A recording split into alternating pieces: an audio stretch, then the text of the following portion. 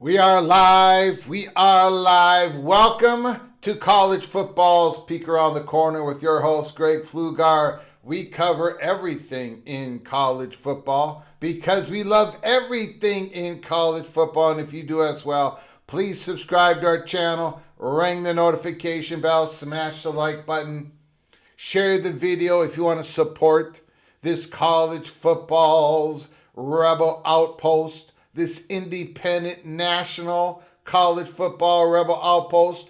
With a donation to help us keep the lights on and grow the channel, just hit that $ where you make a comment, and I will get you super chat as quick as I possibly can. Welcome everybody into the studio that sits on the corner, the very corner of Keith Jackson Parkway and Kurt Gowdy Avenue. Do not be afraid. Do not be afraid to become a legend with your comments and with your phone calls. I hope everything is working. We ran into more issues in the studio.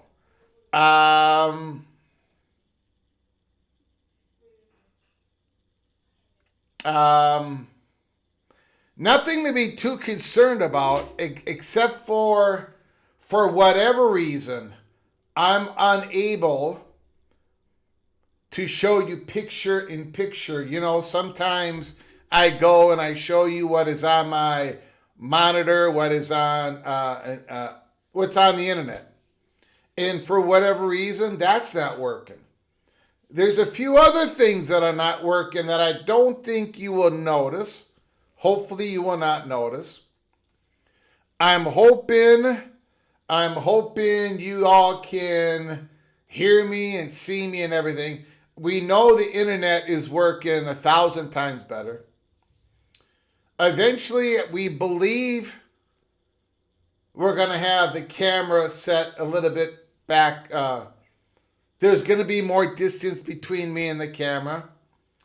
However, some people do like this. Some people don't. There are more issues that we've got to iron out. But this is what we got. This is what we got for March 29th, 2026. Welcome on in. North Carolina, the University of North Carolina, the biggest domino on the board, if you do not include the Notre Dame Fighting Irish. We've been talking about this forever. They are not a house united. They are a house divided. And they're not just split down the middle. They're split in like 3 or 4 different segments. And that is going to be a big part of whatever happens next. We are going to be discussing a little bit of basketball tonight. This is a college football YouTube channel. Now, look, I do not know what happened with Duke. Somehow Duke lost that basketball game. Holy smokes. Turnover, UConn drains a 3. My goodness. But when it comes to this next realignment, when it comes to this next wave of disruption, at least Duke is united. North Carolina is not united. Duke is united, fully aligned. Utah is united, fully aligned. Virginia has flipped, and they are what we believe, according to our source, the Virginia administrator, University of Virginia, fully aligned. Miami, fully aligned. What? Call from Caden the Diesel Freak. Caden the Needle Freak, can you call back later? I don't take phone calls this early in the program. Give me a call back after the monologue. Oh, yeah, that's fine. I appreciate it, sir. Sorry. No problem. Thank you. I appreciate it. I do not have. Boy, everything has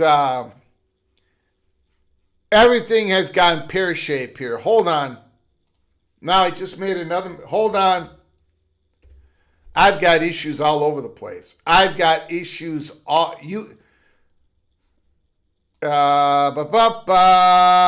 let's see here. Caden Diesel the Freak, not your fault. That is my fault.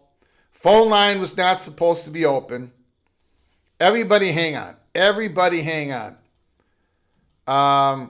We've got issues. A great pear-shaped beginning. It's not going good, ladies and gentlemen.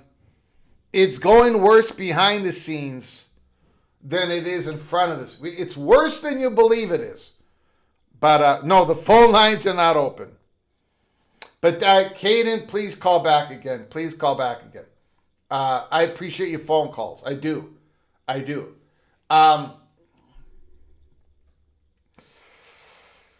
So we're going to talk about the issues at North Carolina. An article came out, WRAL, Brian Murphy. So we're going to go through that. We're also going to be talking about, we talked about this yesterday in the live show. We brought it up. We reported that if it all comes crashing down, if we have this big collapse, if the SCORE Act doesn't pass, if the SEC goes in their silo, and the Big Ten goes in their silo, and then the Big 12 goes in their silo, and the ACC goes in their silo. I reported to you yesterday, chatted behind the curtain, a conversation that I had, and for those who missed it, go back and watch it. But we discussed the conversation that I had with somebody explaining to me if the Southeastern Conference does go silo, that they're probably going to have to be looking at adjusting their distribution on their content. Just a little bit, at least just a little bit. And add in an OTA, add in over the air, add in a possible back with CBS. A little bit of CBS or a little bit of NBC, maybe possibly, but most likely CBS along with ABC. Why? Because if the Southeastern Conference goes in their own silo, they want to have that antitrust violation protection. And tonight is being reported by Front Office Sports that the NFL is under threat, at least a little bit under threat, from losing their exemption, their antitrust exemption. If they keep putting more and more of their content behind a paywall, we got to spend the money here, spend the money there as a consumer. Little bit of this, little bit of that, emphasis on the lat. You're putting out money all over the place. You are going to lose your antitrust exemption, according to the chairman of the FCC. We'll talk about that here in a little bit. But we reported that yesterday. The chatter behind the curtain. If the Southeastern Conference goes silo, which probably means they're going to expand quicker and maybe more dramatically, if all this happens, then part of this process is the SEC is going to diversify a little bit more of how they distribute their content. You know, you're not going to be able to just add it on to Netflix. You're not going to be able to add on an Amazon. At least you better think about adding on a CBS. The Big Ten is in a little bit different situation. They've got NBC, Fox, CBS. They're pretty well covered. And then they throw a little bit of the streaming with Peacock, and they're probably going to advance forward with an Amazon. SEC is probably going to have to bounce back the other way. We'll talk about that. And then we'll talk about whatever you guys want to talk about in super chats and your phone calls. Welcome on in, everybody. We're going to be doing a roll call real quick. We started out Caden, the Diesel Freak. $5 holler super chat.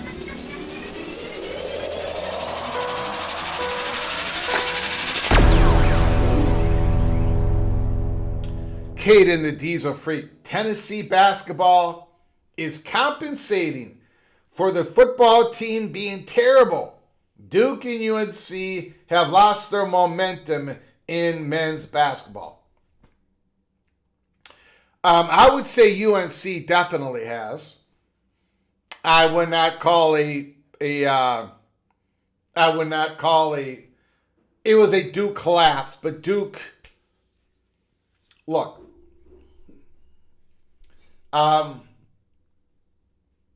you are hitting on a very good point, Caden, the Diesel Freak. You are correct I think it's quite apparent, it's quite clear to everybody, and I mean everybody, that the ACC, let's be honest, I'm not trying to, the ACC has lost momentum in basketball. They've lost the shine.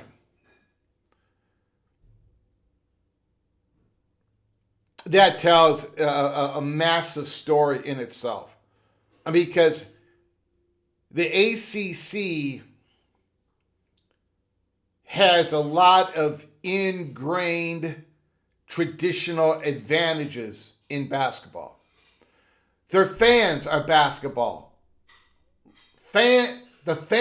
people in the ACC country love their basketball. Great basketball communities all up across the Atlantic Coast Conference. The incredible tradition and the boosters supporting it. But the ACC has fallen behind in basketball. It's not, now football is important. We know all that. We know that. But look at and we're not just taking 1 year. I'm not going to sit here and say the Big Ten is the best basketball I'm not even going to know. It took me 3 years of the Big Ten football winning the national championship and doing better in they're doing great in bowl games to finally say that the Big Ten has taken over the top spot in football.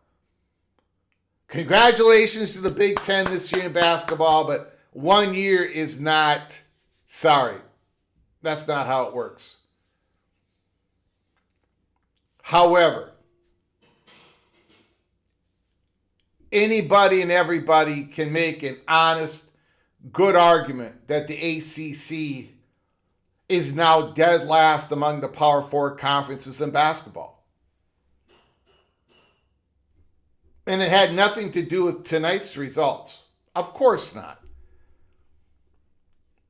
And you're gonna read. We're gonna go through the article today from the great Brian Murphy, who does a great job of reporting UNC athletics. Lee Roberts, the chancellor, Bubba Cunningham, and the new athletic director, they're absolutely 100% committed to making North Carolina basketball elite once again. And they're trying to figure out how to do it. They're trying to figure out are they going to renovate the Dean Center? Or are they going to build a new basketball arena? And if they do build a new basketball arena, where are they going to put the new basketball arena? Where it is now or in what they call the new North Carolina, I forget what that region, a little bit off of campus, whatever. The university and its supporters are absolutely split on that issue, among a whole lot of other issues that they're split upon. We'll go through the article. They talk about how a renovated Dean Center is going to cost $600 million. A new arena is going to cost $800 million. But if you build a new arena, you're going to make $20 million more a year annually over the renovated Dean Center.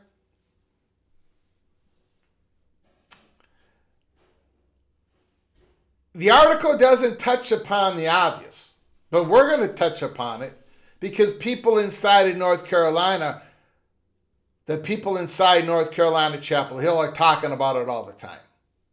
And that is, the obvious answer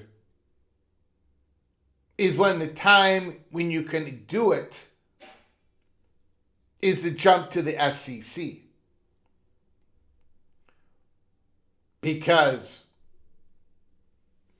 the SEC, North Carolina athletics, is going to make a whole lot more money in the Southeastern Conference. They're going to get a whole lot more exposure in the Southeastern Conference.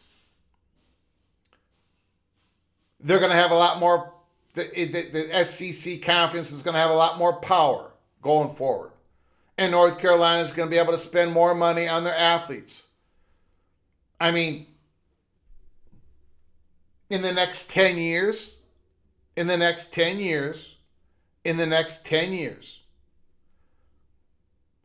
Vanderbilt is going to make $350 million, and that is the low estimate. It's going to be more than $350 million, but I don't want all of you guys getting upset with me. Let's just call it 350. It's going to be more. It's going to be more. It's going to be way more. But we'll call it 350. Vanderbilt's going to make $350 million more than North Carolina on media money alone. And you're expecting North Carolina to be able to do all that they do, try to keep all their sports, and at UNC Chapel Hill. It is very important to keep as many of their sponsored sports alive. It is very important. And to that culture, to that university, to those boosters, to those fans, you're asking North Carolina, you're not going to lower the expectations, are you? The North Carolina brand is huge in basketball. But you are expecting North Carolina to get into this battle each and every year and come up with the resources each and every year while they're trying to build their football program, spending wild money on their coaching staff and Bill Belichick. And now they got to have a renovated Dean Center or build a new Dean Center, a new basketball arena. The obvious answer, and it can't be the only answer, but a major piece to this is joining the Southeastern Conference or the Big Ten. And that conversation is being had constantly. It's being had constantly. It's not talked about in this article. Before we get to another very kind super chat from Kate and the Diesel Freak and Christopher Hooter. Again, I can't show you my post because something is not working on my OBS. I don't know what the heck is going on. I wish I could show you this, but I cannot. I made a comment. 1:05 this afternoon, Central Time. And I'm not going to expand on this too much. I'm just going to say this. Just kind of let it flow out there. And I'm not going to say anything more about it, not right now. But I put out a comment at 1:05 p.m. Central Time today. Positioning brings up upon NDAs. Lots of NDAs floating around these days. There is a lot of non-disclosure agreements flying around everywhere. And I'm not going to give you any real-time examples because we don't want to lose any of the people that we talk to.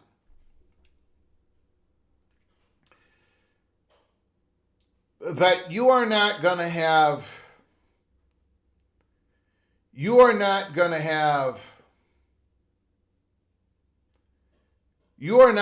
Bubba Cunningham get in front of the microphone and say, yeah, we've had a discussion with Tony Petitti.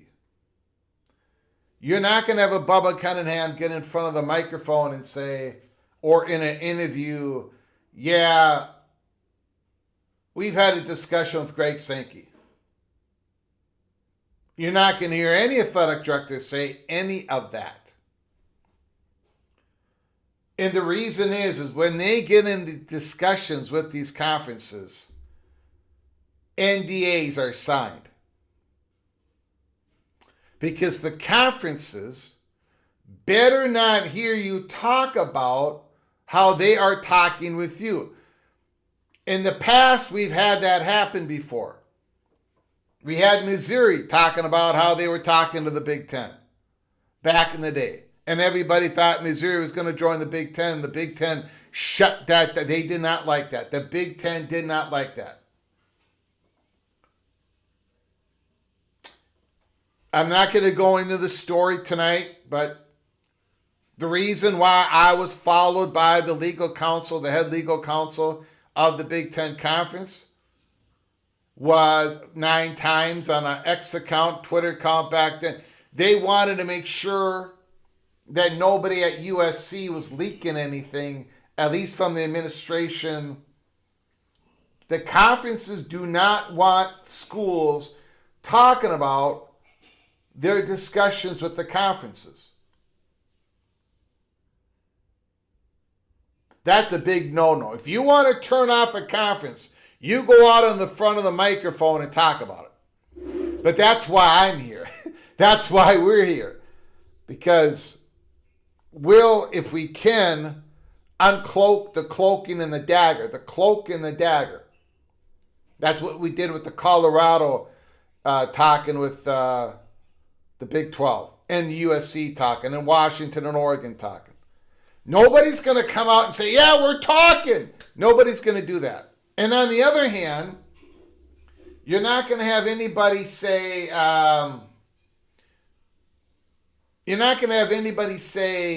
yeah, we're looking and adding these two schools. You're not going to hear an athletic director or commissioner say that. That is why it was such big news that Tim Smith, the athletic director in Maryland, when he was asked, how many teams do you think the Big Ten will be at in 2030? It's very interesting that he didn't hem and haw. He said 20. He came out and said 20, and he said it right away. It was very surprising that Mark Coyle said what he said, and we've covered that. When he talked about Big Ten expansion, when he was very, very direct a few months ago. Coyle also expects the Big Ten to expand at some point. The conference grew from 14 members to 18 in 2024. And then he says, whether it's 2 days or 2 years, I do think there's going to be continued fluctuation.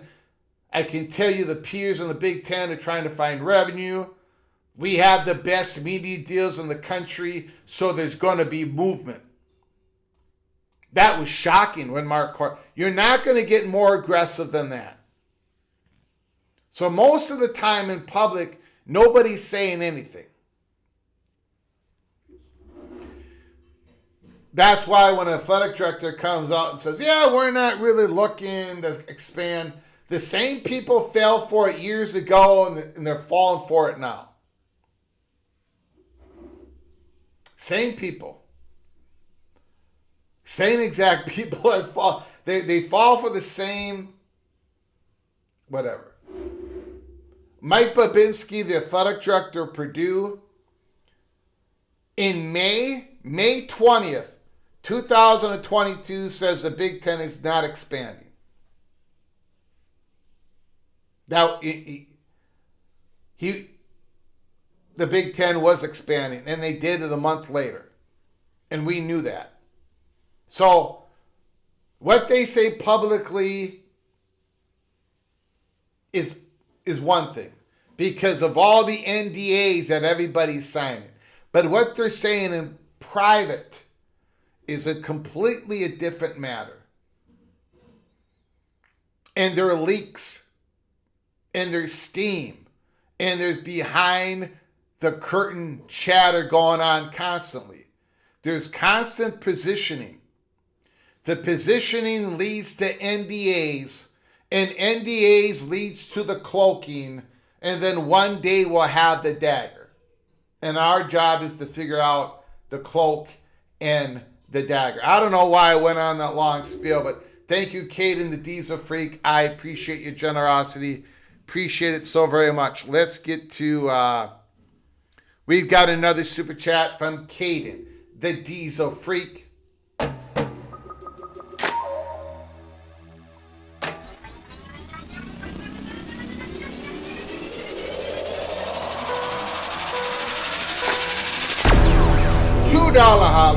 $2 holler. Caden, the Days of Freak, the ACC basketball is garbage. Let's be honest.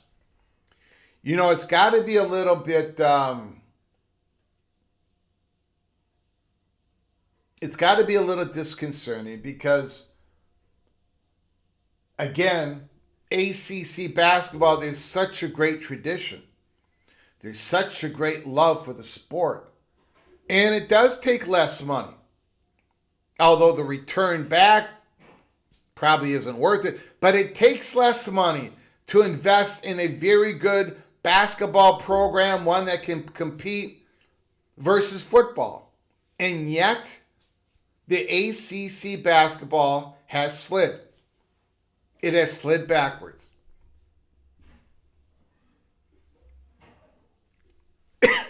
And is there a reason?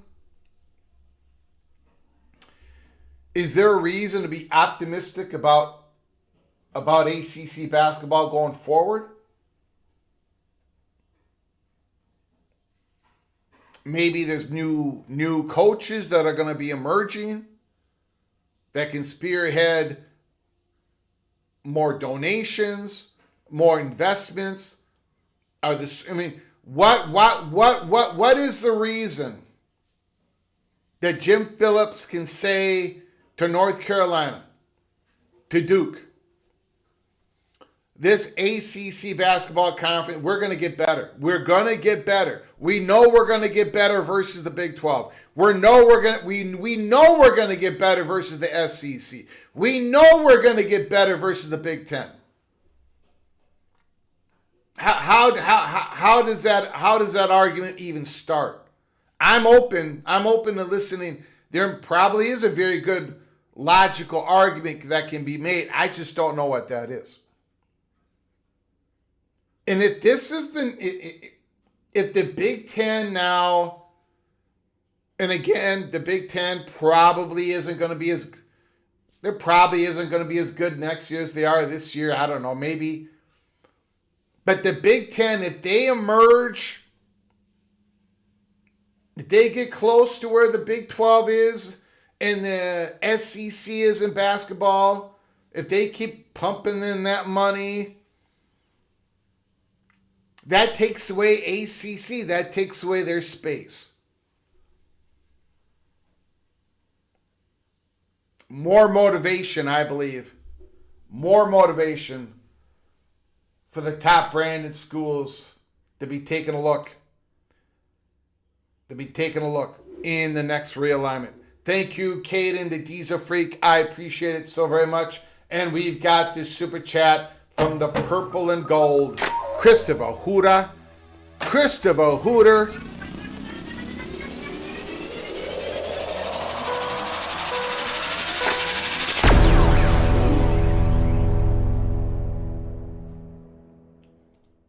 Hold on here. Okay. Tough loss, but Duke got nothing to be ashamed of. Nothing to be ashamed of. Very interesting. They had a great season, right? They had a great season. But they fell short. And they had that game. UConn, man. UConn is just tough.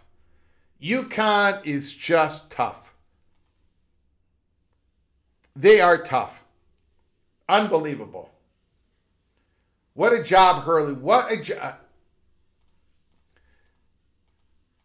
Can I ask a question? Before we get on, we got to get out of the North Carolina article. And we got to talk about, we got to get on with the North, and we got to talk about this NFL being under the threat of their antitrust exemption is under threat or could be under threat here soon. And whatever lesson, the SEC's got to be watching this story carefully. The Southeastern Conference, just in case if they go silo. They got to be they got to be watching what is going on in the NFL.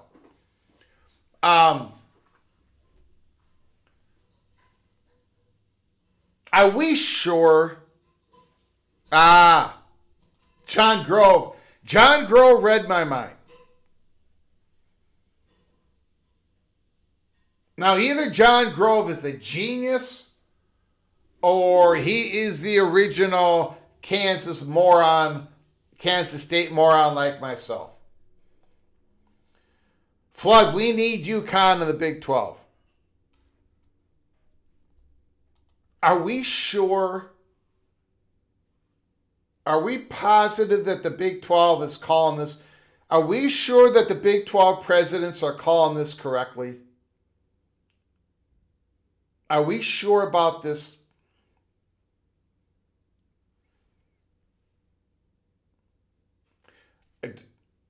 I know. I know that you know that I know that you know that I know that you know that football is 80%. They drive the bus. They should. That's where the revenue comes in. I get it. But are we sure that the Big 12 presidents are making the correct call? The Big 12 presidents are stopping Brett Yormark from bringing UConn in. And I'm not talking about just tonight's results. It's every year. UConn women's and men's basketball. You saw the report last week. You saw the report last week where ESPN is dumping all this money, more money into women's basketball because they're getting the return on it. More people are watching the tournament. Are we sure that the Big 12 should not be adding UConn? You get that Eastern media? I don't know. I mean, we talk about East. I'm going all over the place. We're going to be here for a while, so everybody be patient. But we talk about East Coast bias. East Coast, they have a bias. They think they're great. They think middle America is terrible. They think the West Coast is a bunch of freaks. Maybe everybody outside of the East Coast has an anti-East Coast bias. Maybe we fail to see why it is so valuable to get a slice on the upper East Coast. I know a lot of Big 12 people. I love you, Big 12 people. I really do. I love you. I love you. I love it. But there's about 5% of the Big 12 folk. 5% of the Big 12 folk that truly understands or at least comes to the conclusion, right or wrong, that is probably okay for the Big Ten to take Rutgers and Maryland, to go to the next region, to become a 2-region conference before they became a 3-region conference. The value of the Rutgers and Maryland isn't necessarily played out on the football field, on the basketball court, although on the lacrosse field for Maryland. But yet, when you talk to Big Ten people, they say they've only brought in more money, and they've only brought in more exposure, and they've only brought in a more diverse student population to the entire Big Ten. Maybe the Big 12 needs to do that. Maybe they need to get in that East big media zone. If you're going to go from 16 to 20, one of them can't be UConn. Not one of them? I don't know. Because UConn, the amount I don't know. Are we sure that the Big 12 is not screwing this up? Let me know. CFB Plus has no need to rush to add them.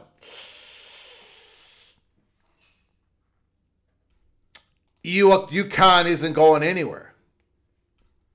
Love sports. The Big 12 needs Virginia Tech, Louisville, Pittsburgh, North Carolina State, and Georgia Tech and Duke. Any combination that brings the most stability via more profit.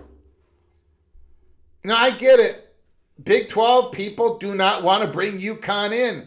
Big 12 fans, for the most part, agree with the Big 12 presidents. But Brett Yormark disagrees with you all.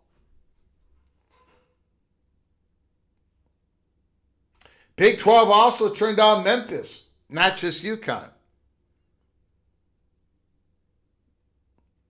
Tommy Howell just here to say Virginia Tech belongs to SEC. You know what? We did not even do a roll call. My bad. Let's get to the roll call. Lee Go Gators, the almighty. I missed a lot of you. I apologize.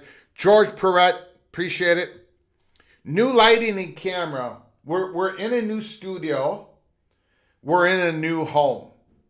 Maria and I are no longer the primary caretakers of my mother, although I'm still going to take care of her from time to time. New studio. And some things are not working, to be honest. I cannot even show you a picture of my screen. I cannot show you the articles like I normally do. I'm glad this is going on in March, not during the college football season. We've got some things are working fantastic, like the internet. The important things are working. The human stuff, the host, who is the original Minnesota moron and the re-elected mayor of Loserville City, I'm doing something wrong. I'm screwing things up. So hopefully we'll figure it out. I won't figure it out. Hopefully somebody will figure out for me about them apples. The other Gygax is in the house. Karan Shakar. We're going to do a very small roll call. I apologize. John Grove, RFR Mac is in the house. Vox Quindaro. 120 of us know what time it is. Thank you, Vox. Appreciate coming on in. The Architect, Illini versus Michigan for the title. I think it might be Illini versus Arizona. How about them apples? All you Big Ten nut jobs think the Wolverines are going to slide into the championship game? I think it's going to be the Arizona Wildcats. How about them apples? Huh? Congrats to Arizona and UConn. Mountaineer Memes is in the house. Mountaineer Memes. It's unfortunate, but the ACC is definitely fourth in football and now fifth in basketball. Check It Out is in the house. Check it out. Canes Terry is here. Tumasta. Marcus Williams. Dante's in Purgatory. Ron Lowney is in here. MBM. Big 12 needs to add UConn ASAP. Arnagad. Okay, maybe more than 20. Maybe more than 20. If it's more than 20, then maybe you should be adding UConn. Again, once in a while,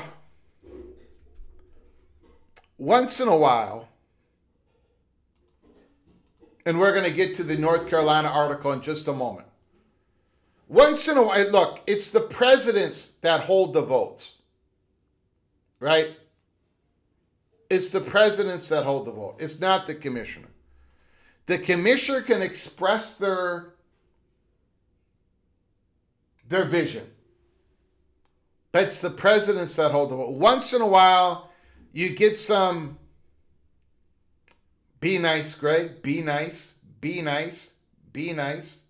Once in a while, you get somebody on X who says something to the effect of, if Kevin Warren was the commissioner of the Big Ten right now in 2026, the Big Ten would have 24 teams in the conference. No.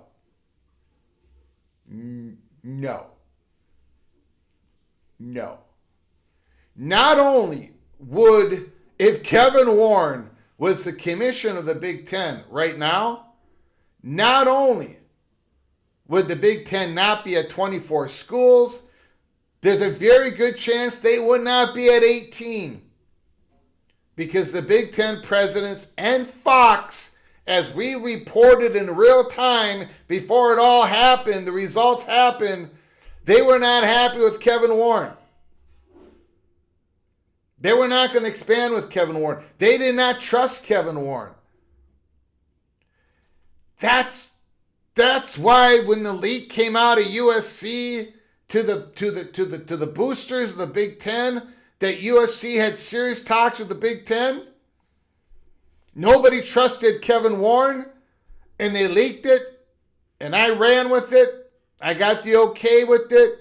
They wanted to put pressure on Kevin Warren. They wanted Kevin Warren to know that he knew that they knew that he knew that they knew, because Kevin Warren wasn't trusted.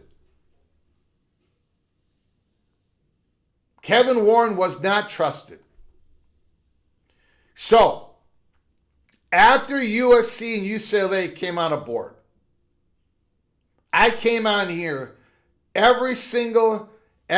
ask any Oregon or Washington fan out there that watched this program during that time. I said every single blessed day, I said in 5 months from now or in 5 years from now, the Big Ten is going to add Oregon and Washington. And if it's going to happen within 5 months, there are about 4 things that need to happen. Number 1, Kevin Warren needs to leave office. That was number 1. And I said that day in, day out, day in, day out. And guess what? He left office. And then the next thing that had to happen was that the Big 12 was going to have to be able to poach the Pac-12. And then we reported to you how all that happened with the hot bubble of action.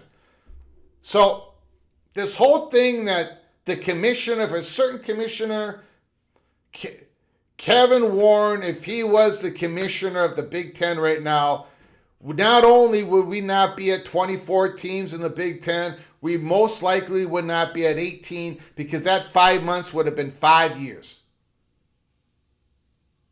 Because the Fox people, Kevin Warren, went over the tip of his skis over and over and over and over again and pissed off all the presidents. Those are the facts. All right. Now that I'm off of that diatribe,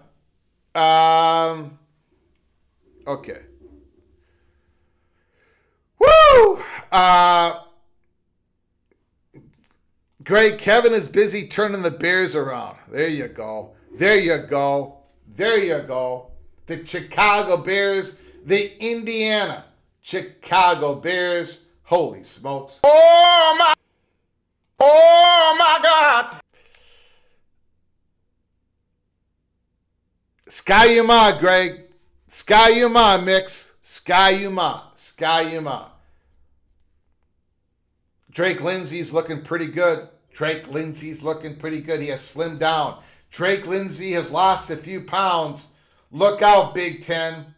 Look out, Mississippi State on September 12th. All right. WRAL exclusive.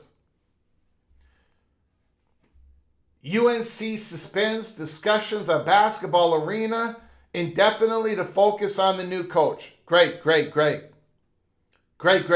are we talking basketball? You always say this channel is 99% football and 1%, well, you know, that other 1%. Well, because what happens in basketball at UNC is going to have a big effect on what happens with UNC when it comes to the Holy Smokes Theater. The University of North Carolina has suspended discussions about the future of the Smith Center until the Tar Heels hire the next men's basketball coach, and that coach has had time to develop his program, potentially pushing any decisions on a basketball arena decision into the future.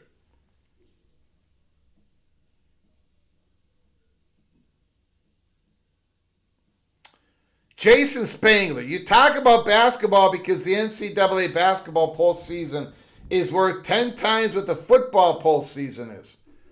Holy smokes. Holy smokes. I love you, Jason, but my goodness. All right. So we've been talking about how North Carolina is split up in the different factions, renovated Smith Center or a new Smith Center, but then there's 2 different locations of where they want the Smith Center to be put. So we've got about 3 different factions in North Carolina on this one issue alone.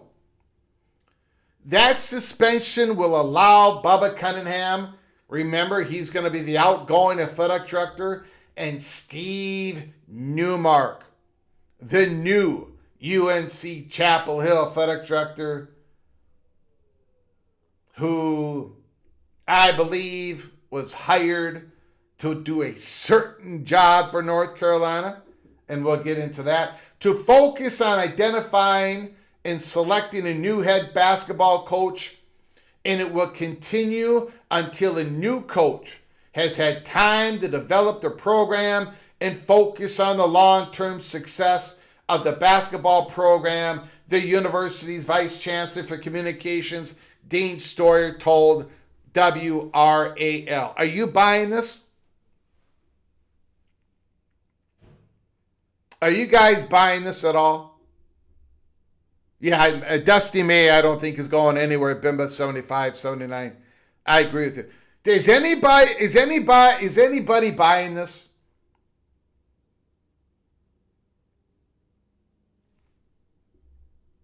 That North Carolina is putting off this decision until they get a new coach to develop their program. Nope. Vox Quindaro says not. AFKA says no. I'm not buying it. I think UNC is paralyzed. They're absolutely paralyzed.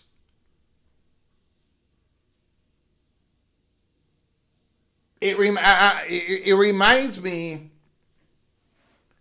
every time my father would take me in his boat in Annandale, Minnesota, Lake Augusta. We had a little cabin there. We go in the boat, and we're in the boat, and he takes it off from, we go from the dock a little bit. It was this yellow boat. It was called Sting, like a bee sting on the side of the boat. In fact, it's the last picture that I showed when I sang the tribute to my father, PATC rendition, Monsters. I think the song is called Monsters. But that was the last picture that I showed. I was in the boat with my father. We were waving. I was like 5 or 6 years old, whatever. And I remember every time I got in that boat, and my dad would have me sit behind the steering wheel, and he'd say, "Okay, son, get us going." And there'd be a lever on the side of the boat. And I never could remember. I sat there and I go, do I push the lever forward to go forward, or do I push it backwards to go forward? I could never remember what my father would tell me. So I'd sit there and I'd be paralyzed. I would not want to do anything. I'd have my hand on the lever, and Dad would say, "You don't remember, do you, son?" And I go, "No, I don't remember." And he'd go, "Well, son, you don't have to remember. Just push it a little bit forward or a little bit backwards and see where your boat is going, and then adjust. If you push it a little bit forward, that lever, and the boat goes backwards, then do the opposite. All you have to do is touch the lever just a little bit and pay attention to what the boat is doing, if you can't remember." So that's what we did. But the point is, I don't think Bubba Cunningham and Steve Newmark in North Carolina, I don't think they know where to push the lever. I don't think they know what they can get by with. I think they see the political, that it is evenly split among at least 3 different factions. But now when it comes to realignment, and we'll get to that in a moment, AFKA, it's hard when the boosters are so split. Yep.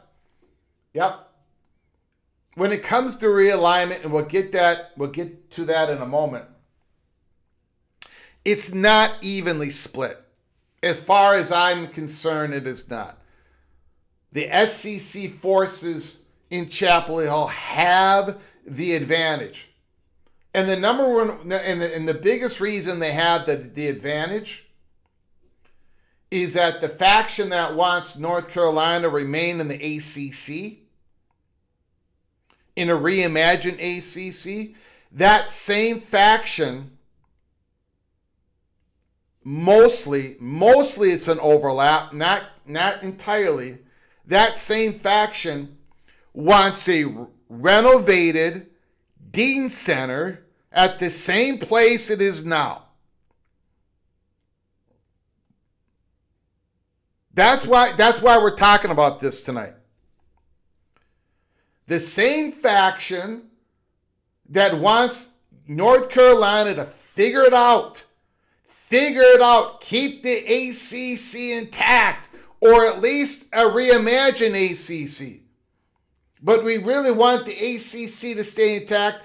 Those are basically the same people that wants a renovated Dean Center at the location that there are now. But guess what?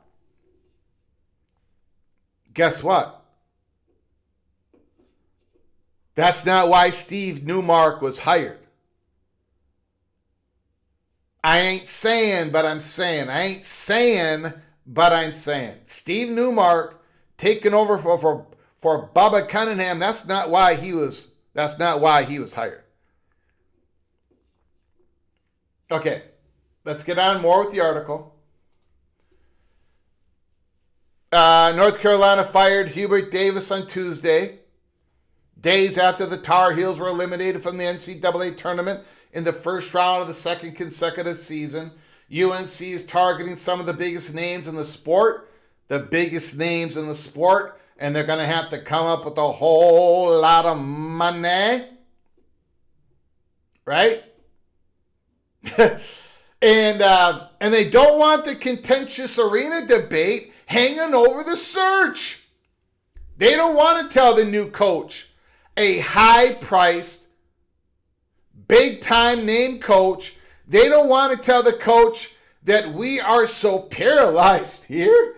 We don't know where you're going to be practicing and playing. We don't know what place you're going to be able to show your recruits.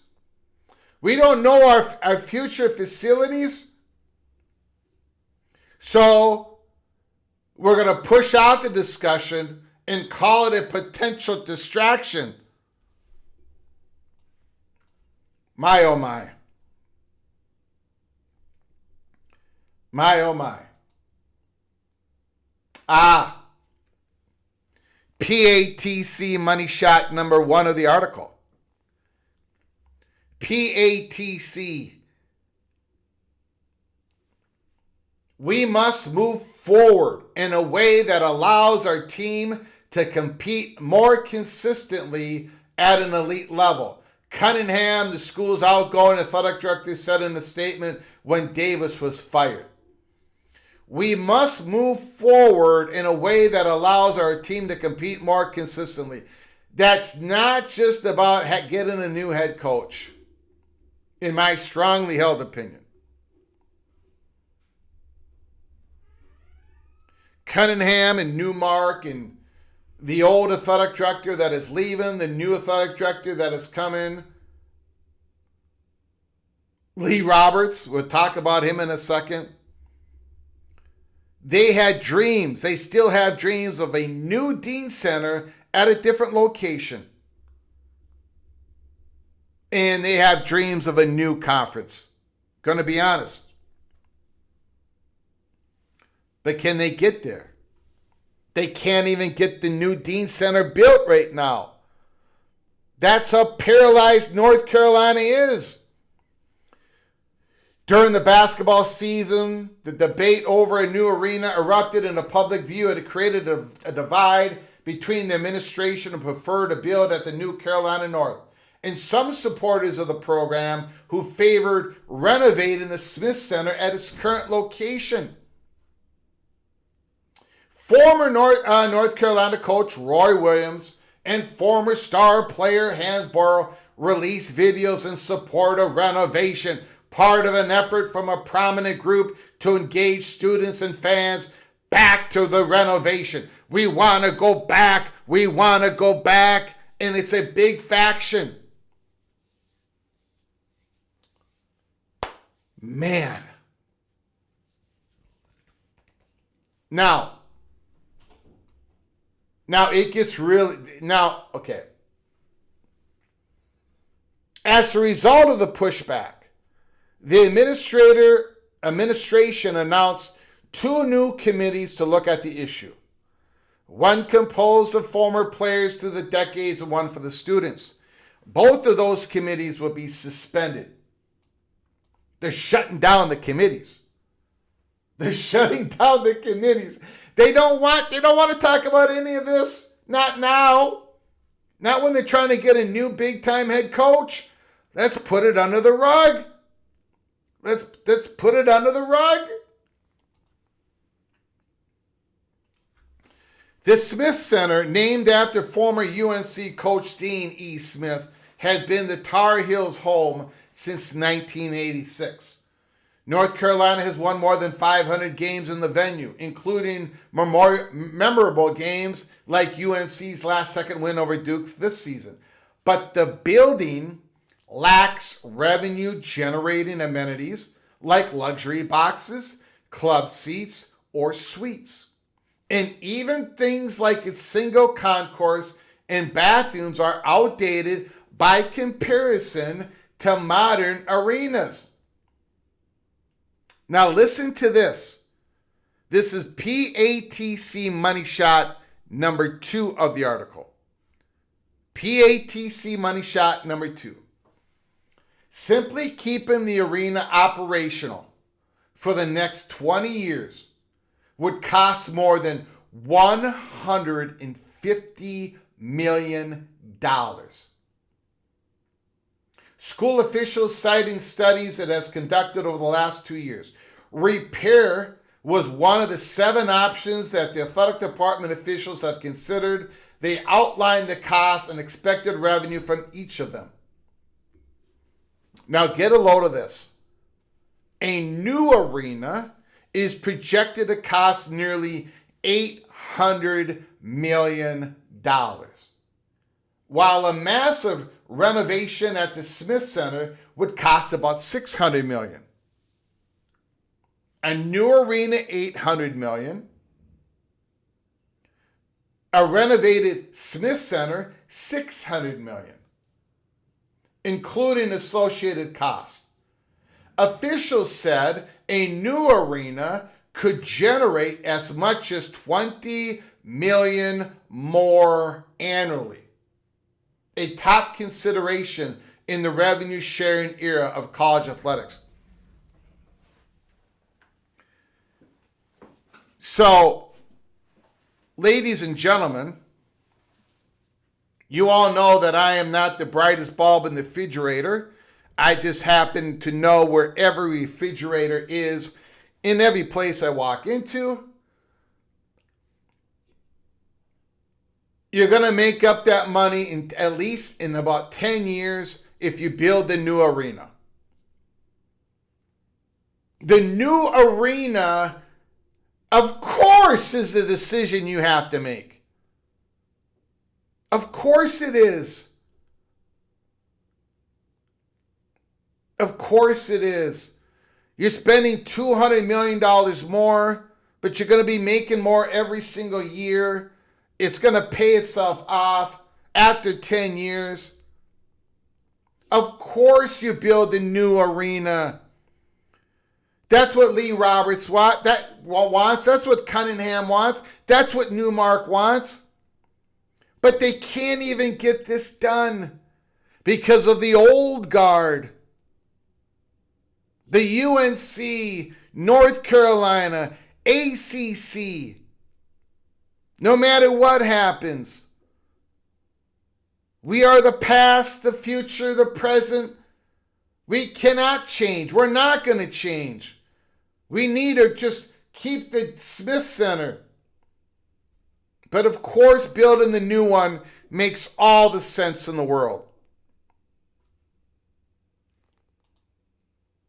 A large part of the debate centers around what to do about roughly 4,300 legacy seat holders, those who receive rights in perpetuity to seats in the Smith Center in exchange for the contributions to building construction 40 years ago.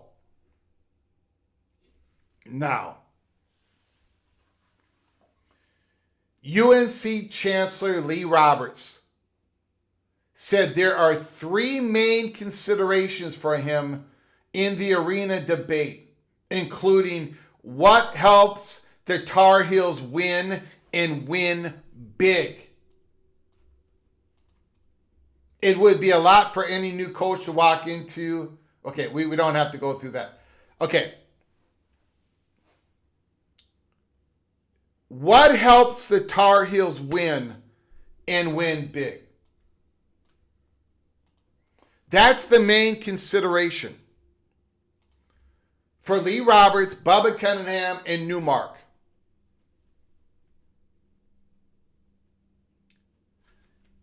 Do you understand why we brought this article up tonight? It was published today. We've talked a little bit about it in the last couple of weeks. North Carolina, there is a battle for its soul.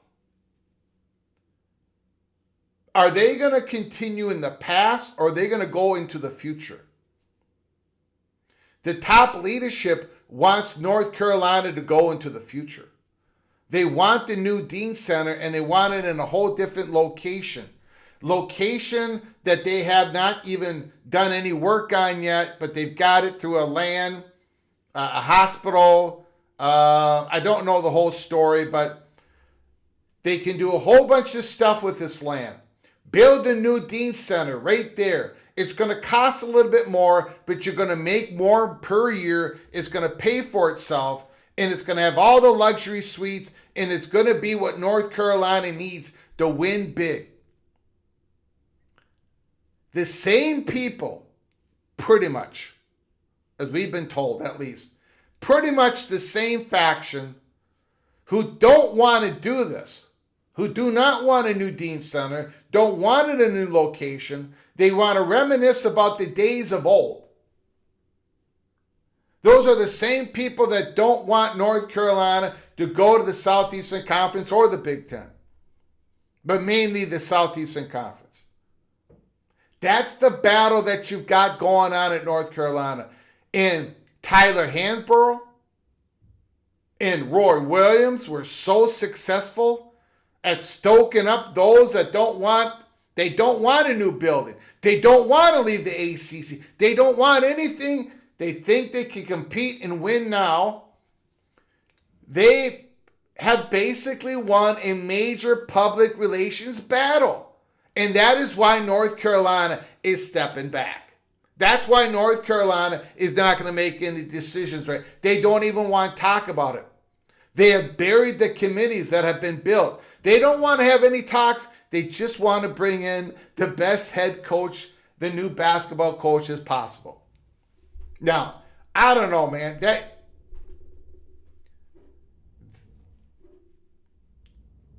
That's the situation we're in. Look, North Carolina is at the center of the stage, which means if you are a long-time watcher of our program, that means they're the ones who are most likely going to pull the trigger. Colorado was at the center of the stage during the Pac-12, Big 12. Boise State was at the center of the stage when it came to the new Pac-12.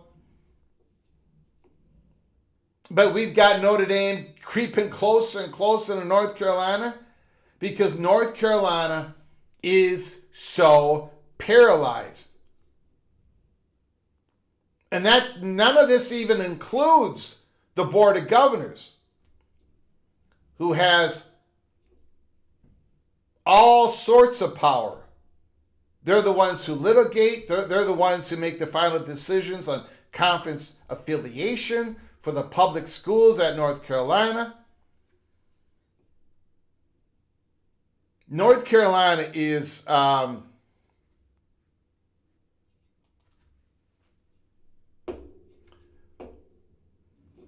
Besides Notre Dame, North Carolina is the biggest domino.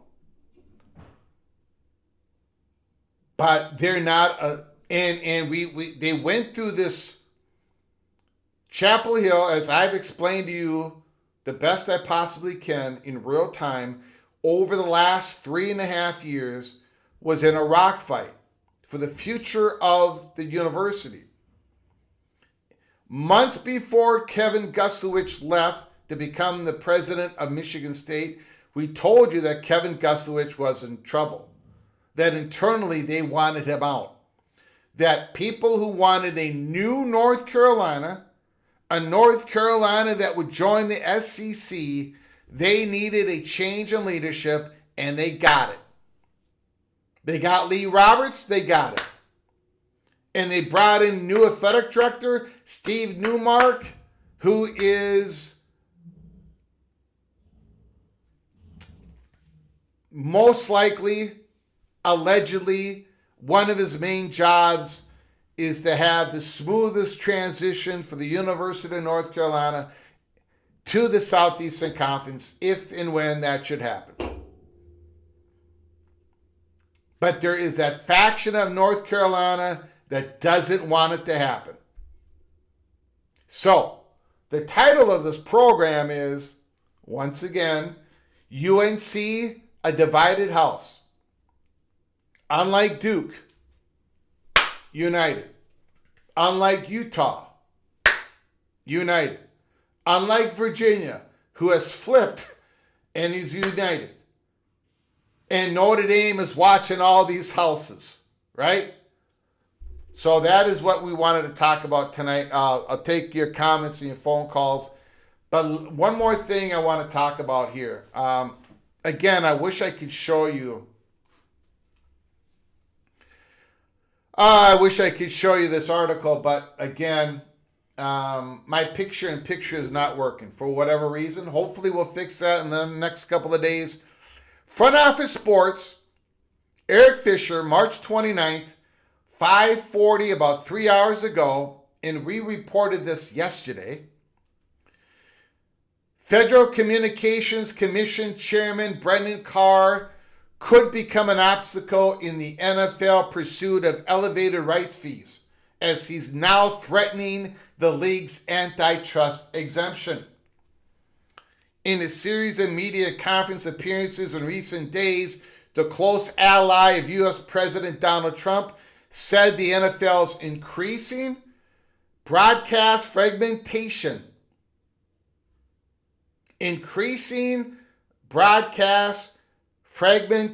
is testing the commission's patience and that intervention could be forthcoming.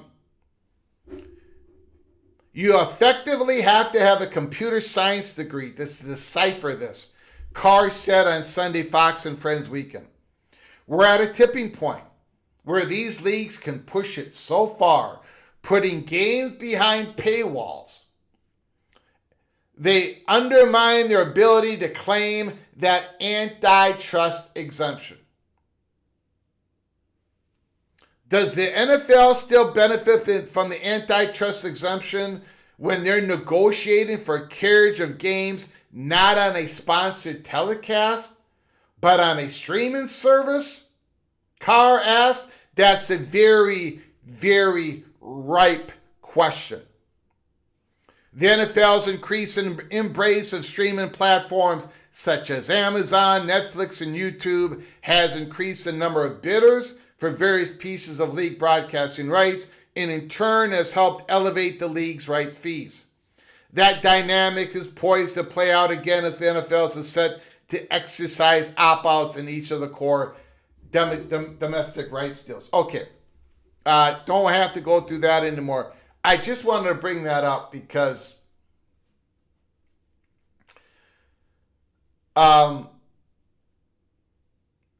if the SCORE Act doesn't pass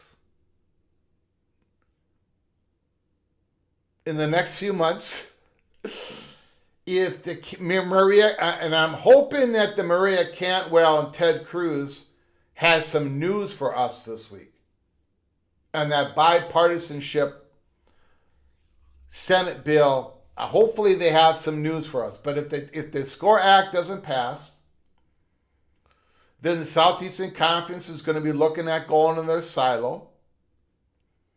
And they're going to build that silo to help protect against antitrust violations. And one of the things, now they don't have the exemption. Obviously, if they had the exemption, then we wouldn't be talking about any of this. So this is not exactly the same thing what the NFL is going through, this threat. But the SEC, as the chatter behind the curtain told us yesterday and re-reported to you, that the SEC, if they're going this silo, they may want to think about diversifying, if they're going to increase content, if they're going to expand, it might not just put all that extra content into a Netflix, or maybe not put all that extra content in more of the family of ESPN. Maybe put some of that content up on over back home, back to their old home of CBS, Paramount Plus, who's looking to increase their portfolio gigantically anyways in the next few years. So I just wanted to bring that up. Again, reported tonight, Front Office Sports, NFL is under threat of possibly losing that antitrust exemption if they continue to put more and more of their content behind streaming platforms. All right. Now we're going to get to phone calls, ladies and gentlemen. Again, this is how it works. Phone calls. When you call in, the floor is yours. You talk about anything in college football that your heart desires. Super chats. You can talk about anything in college football or anything else that your heart desires. And then the comments I will take if we're talking about what we're talking about tonight. Okay? The phone lines are now open, 763-260-1333. 763-260-1333. Thank you for the 160 people that are here tonight. If you have a chance, please subscribe to the channel. Ring that notification bell because you don't know when we're going to come on live next. Make sure you ring that notification bell. Smash the like button if you liked our content today. Share the video with your family and friends. Give us a call. Give us a call. From Christopher Hooter.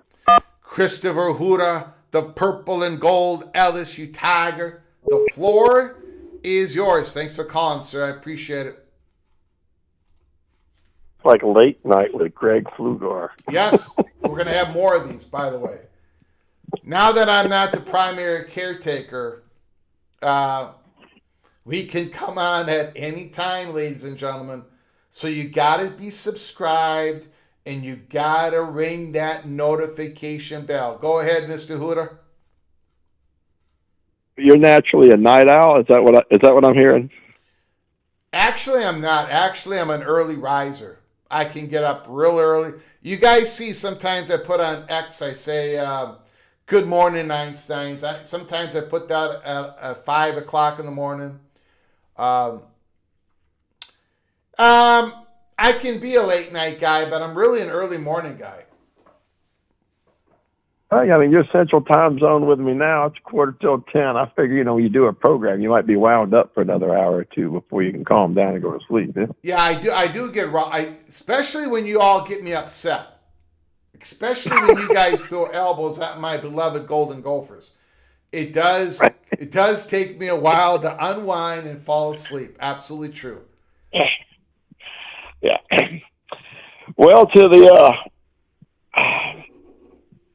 so let me just make sure I understand. So you're saying the NFL antitrust that this would this go for baseball too and everything because it's streaming?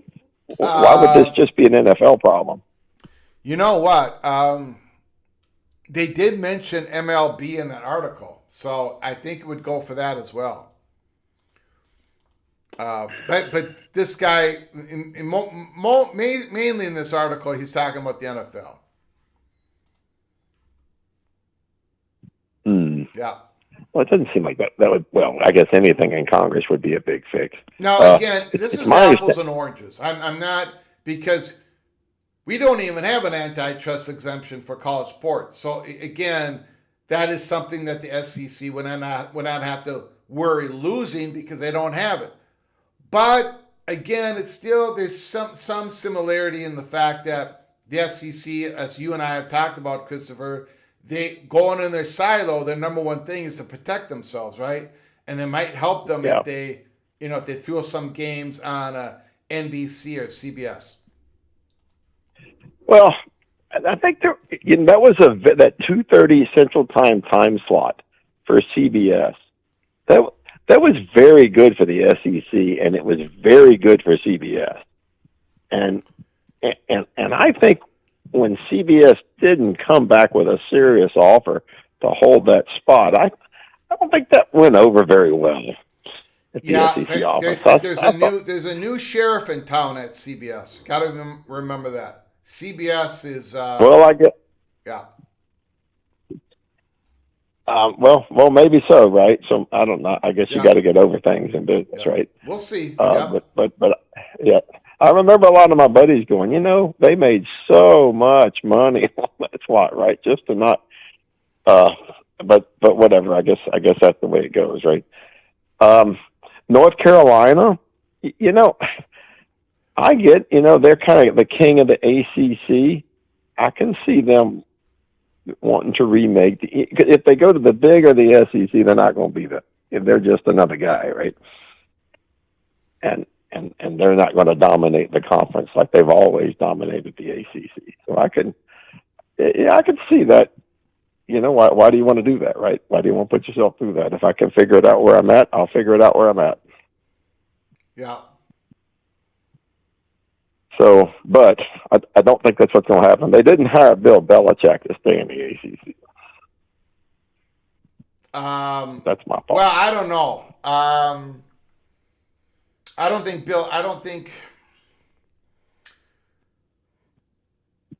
know what their vision of I don't know what their vision of how long Bill Belichick would stick around. Is he 75 now? I think you're right in the fact that they're not hiring Bill Belichick. They're hiring Bill Belichick to at least gain all this exposure, and eventually they would not. You're right. I think you're correct. Yeah. That's what it signaled to me, right? I mean, it's an interesting hire. It's a headline hire, and I don't. Do you make that hire unless you're thinking of making a move? And so that's just sort of my 2 cents. Mm-hmm. Anyway, I'll throw that out there. I'll let you finish the program. I'm gonna listen to you as I'm gonna go to bed now. Okay. Can I? But I'll have you on. Okay. Got it. Thank you. Appreciate it. Good night, brother. All right. See you. Yeah. Bye. Good night.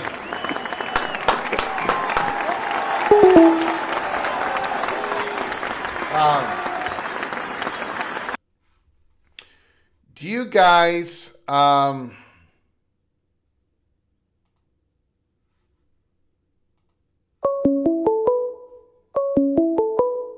wondering. Call from Rick? Rick, thanks for calling, sir. The floor is yours. Hey, good evening. Good evening to you, sir.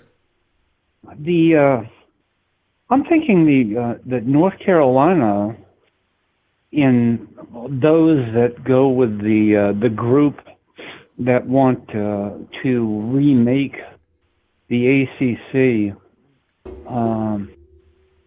is heavily basketball involved. I think generally that would be true. Yes. And you could say that even today, North Carolina is a heavily basketball school, but that doesn't pay the bills. And the whole conference is slipping. Yeah. Yep. And the whole conference is slipping. Yeah. So even when they ponder what this new ACC would look like, they may be looking at gathering basketball schools together.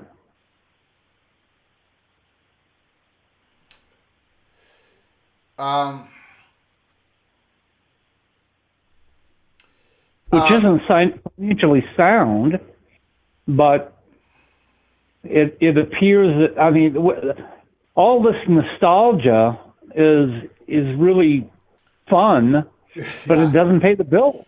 Yeah, it just doesn't pay the bills. And the new leadership, the new leadership did not vote for the ACC to sue Clemson and Florida State, right? The new leadership is aligned to where, we got to look toward the future, and if we have an opportunity, we got to make that jump, and we got to build a new dean center, and all that. But there's people in that in that school that, and we've been honest about it, that they don't want that. So, and they're old school boosters. Yeah. And again, that's important. It's very important for their basketball program. Yeah. But I'm just trying to figure what a reconfigured ACC would look like in their dream. If their dream came true. Yeah. What would it look like? It wouldn't look like a moneymaker. No, and I think probably some of them wouldn't even want a new ACC. They'd want the current ACC, right? So, of course, but that combination of both. That's not going to happen. Yeah. Not with the good teams, not with the teams that they want, because the teams that are up top are going to be football teams that are running for football conferences. Mm-hmm. So I don't know how they resolve that.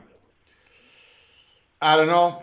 We're going to keep an eye on it. It's the reason why I wanted to bring that article up, because even though it's about basketball, it really is about North Carolina, So it's but it's important to the Big Ten and the SEC because they kowtow to North Carolina. It's important to Notre Dame and all the other schools what North Carolina is doing or not doing. Correct. Yep. Correct. They're all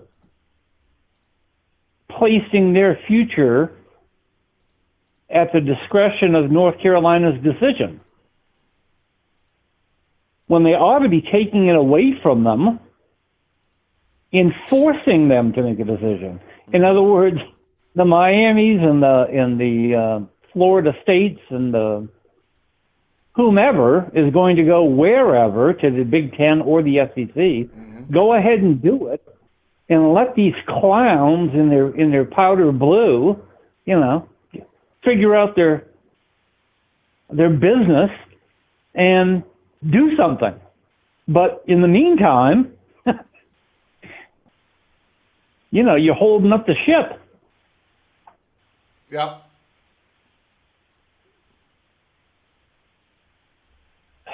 And with regard to the Nebraska players, win or lose, the University of Nebraska is going to assist them in their appeal, correct? Yeah, they're assisting them right now. Yep. Right. It's drama. Either way that lands, it's drama. Drama, Rick. And that's coming in the next couple of weeks. That's answer. Coming in the next probably 30 days, yes. Yeah, that arbitrator is not going to mess around on this. That's going to be, however that lands, we're going to be coming on live, breaking news, and it's going to mean a whole lot. Oh, yeah, you've got to. Yeah. That's must-see TV. Yeah. Because that decision will weigh heavily. Well, if it goes in their favor, holy cannoli. Yeah. That just I mean, it's almost game over. It is, yeah. I don't want to.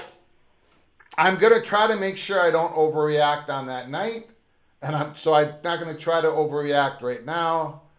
But I think game over could be the title of that live show. Yeah. Yep.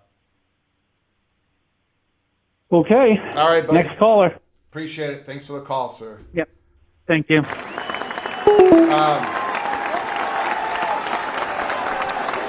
I don't know what I should do here. There's something I might want to read to you guys, and there's something that I might not want to read to you guys.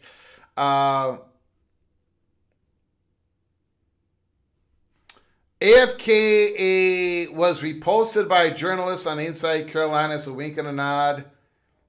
I don't know what that's about. Let me know what that's about, AFKA. So Cody Campbell came out with a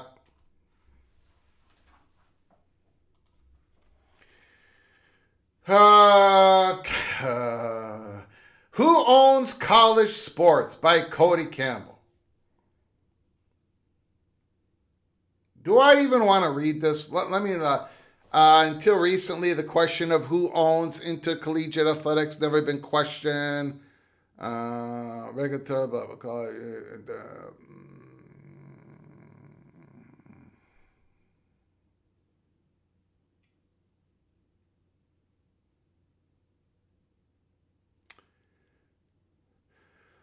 College sports are a public trust built by the American people, largely owned by public institutions and carried on the backs of taxpayers because we collectively believe in the greater good. College sports certainly don't exclusively belong to the power conferences. Despite posturing that implies ownership, these entities don't own a damn thing. Each school, conference, media giant, and special interests are now in a feeding frenzy to grab a larger piece of the pie. They all want legislation that gives them more money, more TV time, and more prominence, almost always at the expense of the smaller college athletic programs that provide the same benefits to our country. They realign conferences to stretch illogically across the entire continent, knowing that it will severely injure individual institutions and communities as expenses skyrocket. This is Cody Campbell. Cody Campbell. And age-old rivalries die. They negotiate. They negotiate media deals to crowd out small schools and monopolize revenue. They cause non-revenue sports, women's and Olympic sports, to be cut. Fees to be charged to students and tuition to be raised. Cutthroat business tactics that make sense in a corporate boardroom, but they're pushing college sports into something more fragile and much less beneficial for our country. University and conference leaders rightfully explain that they have no choice but to follow the money purely out of financial self-preservation. By the outcomes of these decisions taken collectively, creates what is approaching a financial monopoly and threatens the vast majority of college athletic departments and athletes. Oh, gosh. The Constitution's preamble, blah, blah, blah. Government's responsibility is to stabilize the system, defang the misplaced sense of ownership and entitlement, and maximize the commercial value of this asset we the people collectively own, so that every school, every sport, every athlete, and every community that has invested its heart and treasure may continue to thrive. To this end, President Trump's 2025 executive order, the bipartisan legislation recently released by Democratic Senator Cantwell and Republican Senator Schmidt, and the proposals brought forward by the independent organization, SAFE, and college sports are aimed at the preservation of the entire system and the immeasurable benefits that provides us all. Recent momentum behind these proposals demonstrates rare bipartisan willingness to work together to save one of the few remaining institutions that unites people of all political persuasion. Measures must be taken to make this system permanently financially stable. Measures must be taken to make this system permanently financially stable. Many of these measures are included in the above-mentioned legislative proposals and can provide colleges long-term optionality to collectively pool media rights.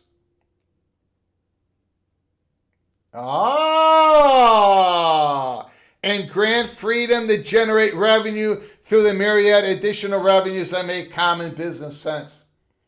The bottom line is this: simply do what is right for the entire country. All schools, all sports, big and small. This can all be accomplished by honoring existing media contracts, but though ensuring the future arrangements serve the public trust, not just a privileged few.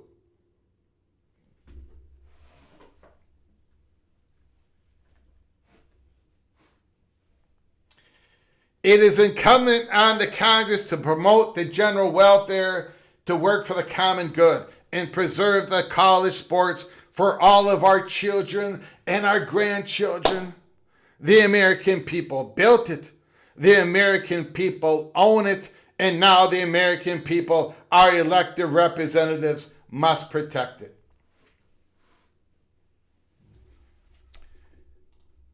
Well,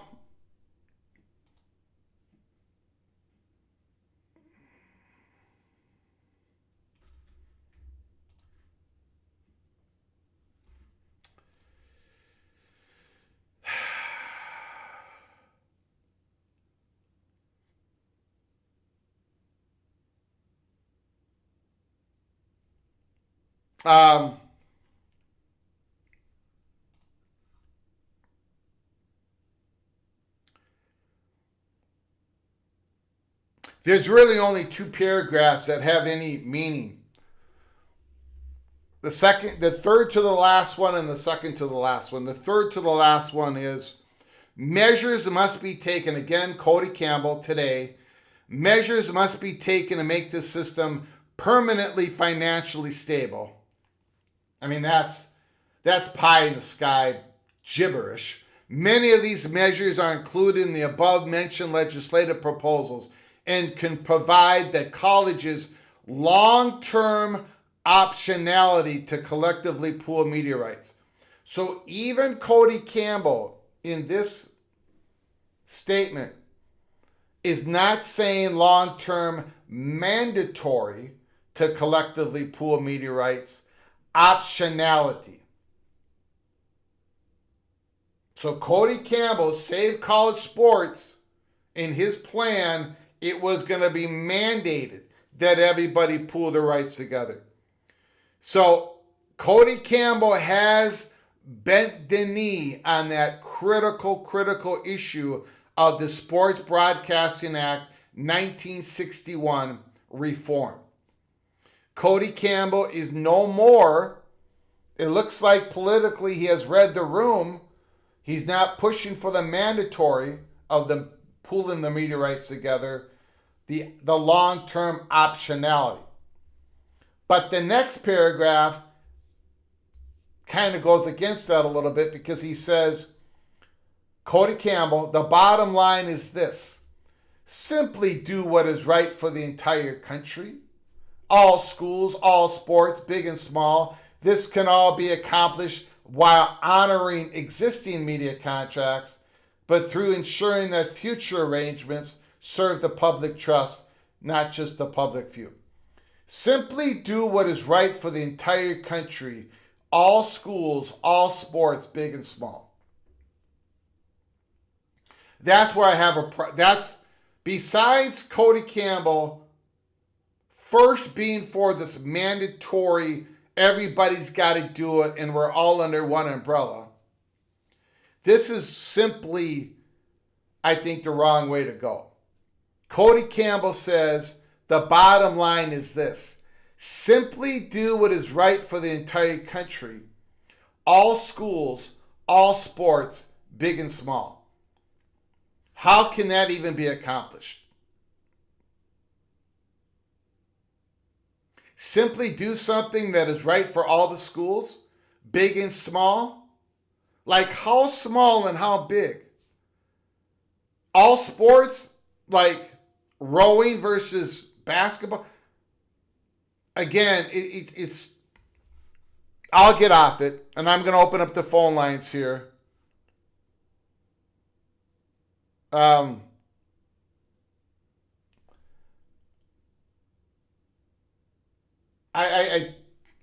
There is no, all of our schools are so different. Our sports are so different.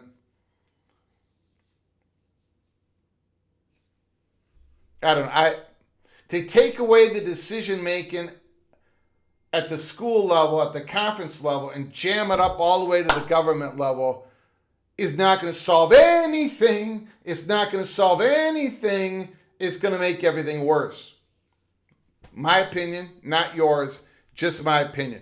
Let's open up the phone lines once again. The phone lines are open, 763-260-1333, 763-260-1333. You know how it works.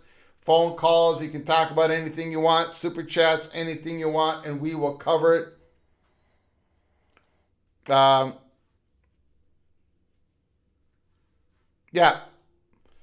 Nick, the Virginia Tech Hokie. All schools are big and small. He just admitted that schools are different. There is no one size fits all. Absolutely. Call from Tristan 5. Tristan 5, the floor is yours. Thanks for calling. I do appreciate it, sir. Thank you very much. Hey, thanks for taking my call, Greg. Listen, this North Carolina thing, I called in on one of your shows probably like 5 or 6 months ago and was saying, I don't think they know what they want to do. And yeah, what you're saying now is reinforcing that, times 10. There's different factions, for the people that want to move. Some of them want to maintain the Southern identity. Some of them want to have the better academic association with the Big Ten. But I wanted to comment on this faction that wants to keep the status quo.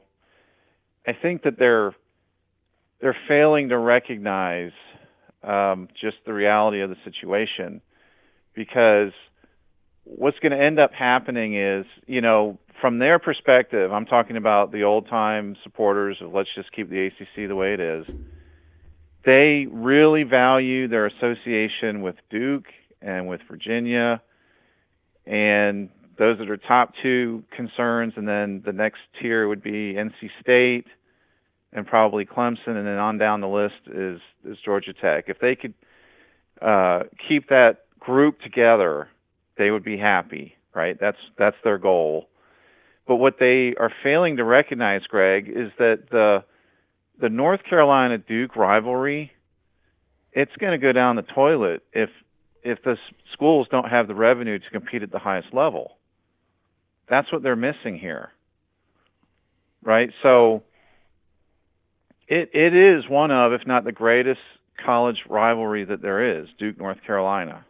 Like, I'm not even a fan of either school, but I recognize the reality of that, the magnitude of that rivalry, and that's what they want to maintain. But, Greg, the reason that rivalry means so much is because how many times have they played where both teams were ranked in the top 20 or the top 10? And the fan base is awesome. The environment is awesome.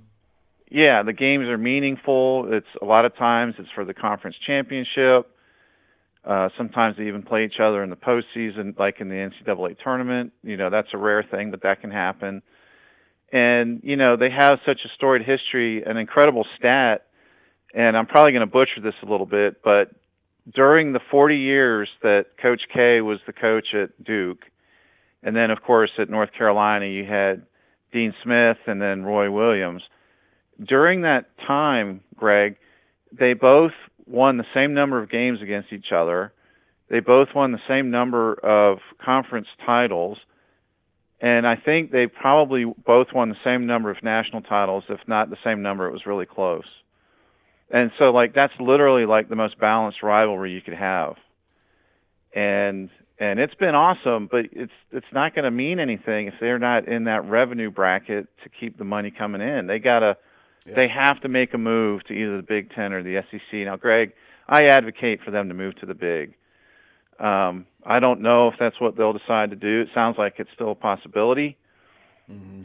But even if they got to make the move into the P2, the revenue's just not going to be there. Greg, Clemson and Florida State are not going to stick around forever. Yeah. The revenue's going to plummet in the ACC, and it's already behind. I mean, what in the world are those people thinking is going to happen? It just does not make sense to me. Yeah. So that's all I wanted to throw out was that, yes, maintaining that rivalry with Duke and Virginia, that would be great, but it only makes sense in the context of P2. Yeah. Because without the revenue, it's all going to go away. It won't mean anything, and then they'll be upset. So yeah, that's all I had for you. You got it, buddy. Great call. All right, sir. Greg.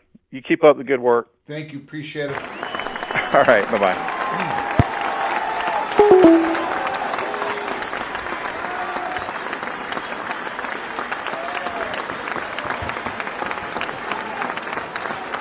We've got a super chat.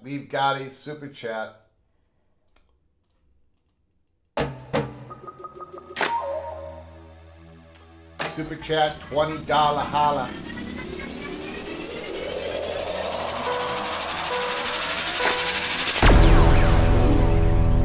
Oklahoma Sooner Cope. I think I got that right. Cope is a Sooner and a Sun Devil. At this point, the Big Ten is whooping the SEC in the gridiron and the hardwood. SEC made to expand outside the footprint. If going to 24 eventually, silo mode may benefit the 12 and the ACC brands in 2030. I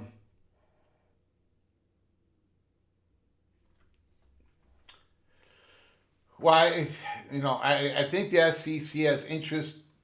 They most definitely have interest in expanding outside their current footprint for lots of reasons on the football field, on the courts, and in the classroom, in international markets. A whole lot of reasons why the SEC is going to be transforming themselves once again in the years ahead. Now, I don't know about the silo mode may benefit extra Big 12 and ACC brands in 2030. Don't quite know what you mean by that. Right now the Big Ten is doing pretty good on the football field and on the courts and all that stuff. I agree. I'm not a Big Ten hater, Big Ten people. But I do think the Sooners and the SEC, of course the Sooners had a very good year last year. I think the SEC gets off the mat this year in football. Maybe I'm being a schmuck, but I think they get off the mat.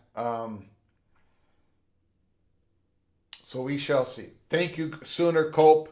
Thank you. You have such great comments. I appreciate you, sir. And you're very generous to this program. Massive super chat, $20 holler from the Sooner, Mr. Cope. I appreciate it, sir. We're going to have to close down this live show. I know there's more phone calls that wanted to get in, more comments. We got more and more people joining us. Sorry, guys. I do have to leave. I do. Tay-Town Hawk. Sorry, guys. We got to close it up. But we'll be on live tomorrow. So whatever you wanted to say tonight, call us tomorrow. And I'll have you on the phone lines, and you can have as much time as you want. I do want to thank those who donated to this program. Christopher Hooter, Kate in the Days of Freak, and Cope. I appreciate it. We had a whole lot of people join us tonight. I do much appreciate it. A late Sunday night. We had over 180 people here. I appreciate it. PNWU tomorrow is just around the corner at Peak Around the Corner. Boo. Iowa State fan like boo. All right. You can boo me, but I got to go. I've got to go. There's things I got to do. And we're going to have a live show tomorrow. So buckle up, embrace for impact. This week could be a wild, wild week in college football. So buckle up, brace for impact. Until next time, from all of us at PATC to all of you, please you all take care of yourselves. And as always, God, family, Golden Gophers.